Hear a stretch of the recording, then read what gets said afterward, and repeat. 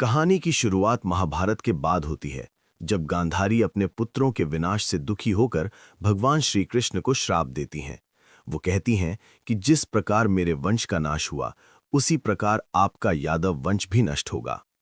गांधारी के इस श्राप के प्रभाव से द्वारका नगरी समुद्र में समा जाती है और श्री कृष्ण का लीला समापन निकट आ जाता है। एक दिन जंगल में विश्राम करते हुए भगवान कृष्ण के चरण पर जरा नामक शिकारी का तीर लग जाता है। जरा उन्हें हिरण समझकर गलती से तीर चला देता है। ये देखकर वो भयभीत हो जाता है और रोते हुए क्षमा मांगता है। भगवान कृष्ण मुस्कुराकर जरा को बताते हैं कि ये कोई अपराध नहीं, बल्कि पूर्व जन्म के कर्मों का परिणाम है। एक जन्म में कृष्ण ने एक ऋषि को चोट पहुंचाई थी, उसी कर्म का फल आज पूरा हुआ। जब श्री कृष्ण इस भौतिक संसार से प्रस्थान करते हैं तो उनका शरीर नश्वर सिद्ध होता है, लेकिन उनका हृदय दिव्य और जीवित रह जाता है, जिस पर किसी अग्नि या अस्त्र का प्रभाव नहीं पड़ता। पांडव अर्जुन भगवान कृष्ण के इस दिव्य हृदय को श्रद्धा से लेकर नदी में प्रवाहित कर देते हैं। वो हृदय बहते बहते समुद्र में जाता है और अंततः उड़ीसा के तट तक पहुंचता है। वहां एक आदिवासी सरदार बिस्वा बसु को वो दिव्य हृदय प्राप्त होता है। वो उसकी दिव्यता को पहचानकर उसे नील माधव के रूप में गुप्त रूप से पूजने लगता है।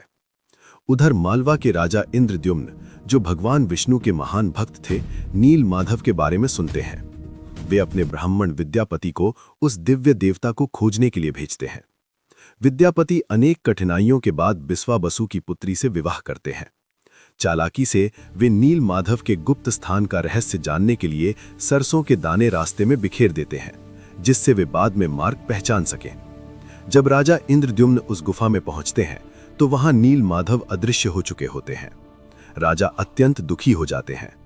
उसी रात भगवान विष्णु राजा को स्वप्न में दर्शन देते हैं और कहते हैं कि पुरी के समुद्र तट पर एक दिव्य लकड़ी का लट्ठा मिलेगा, उसी से मेरे नए विग्रह बनाए जाएंगे।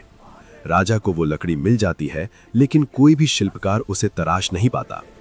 भगवान विष्णु राजा को देव शिल्पी विश्वकर्मा की उपासना करने की सलाह देते हैं। विश्वकर्मा एक वृद्ध शिल्पकार के रूप में प्रकट होते हैं और शर्त रखते हैं।